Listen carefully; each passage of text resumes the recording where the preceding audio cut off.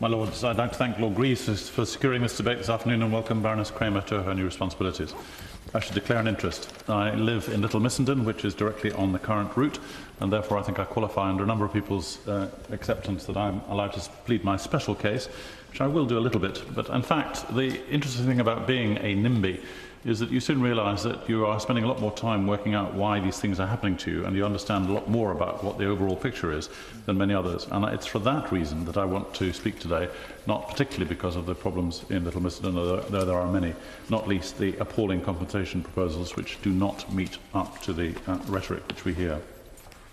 My Lords, like Lord Falconer and others, I am a supporter of the case for investing in improving transport services in the UK, and in particular of upgrading our rail capacity using the most appropriate technologies. But as my noble friend Lord Mandelson says, the supporters for HS2 have got to do better than rely on dodgy forecasts and puffed-up consultancy reports. This is not an icon. It's a major investment decision for the UK, and it's right that at a capital cost of £50 billion and ongoing subsidies, everybody should be convinced by the case before it's approved. And to do that, we have to debate and agree a proper economic argument which not only explains what problem we're trying to solve and why HS2 is the answer, but it must also explain convincingly why other cheaper solutions do not take that trick.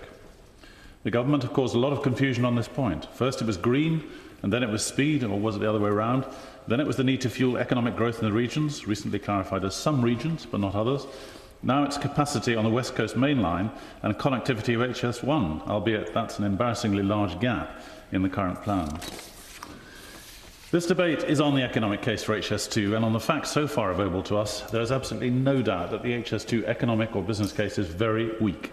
A project that costs £50 billion in capital needs a better case and value for money justification than we've seen so far. No wonder it has so many critics, which range from the press through to the Institute of Economic Affairs and the Taxpayers Alliance, from Alistair Darling to David Davis and many others, including the National Audit Office, whose value for money report suggests a number of problems with the existing cost-benefit study, and the Treasury Select Committee, which published a report on the 2013 spending round, which concludes that only when the HM Treasury has decided its own comprehensive economic case supporting the decision should the government formally reassess the project before deciding whether to proceed. In other words, these are very substantial blocks in the prospects of getting forward on this proposal. So far, all we've seen from the government is the KPMG report, which is so far has been said, so far from proving the government's case, suggests there actually be as many losers as winners in the regions. I think the problem is that HS2 has been designated solely as a point-to-point railway line, lacking any proper integration with either the classic rail network, the UK's only hub airport, or HS1. And as such, the project exemplifies the silo approach of UK transport planning, where decisions on aviation, classic rail and high-speed rail are taken in isolation, let alone thinking about the implications for things such as high-speed broadband. Current HS2 proposals need to be improved to ensure that the route connects into more of the UK, integrating with other transport networks and coordinating with the work of the Airports Commission. And surely, my Lords, we should not be considering, in the early 21st century, a transport solution which inflicts such serious damage on our natural heritage. These may be old arguments, but they're still real.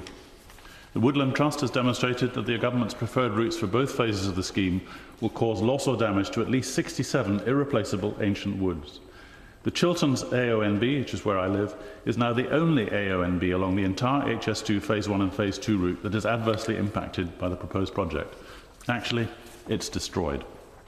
The draft environmental statement consultation published on the 16th of May accepts that a tunnel through the Chilterns AONB would perform better on environmental grounds compared with the current tunnel option.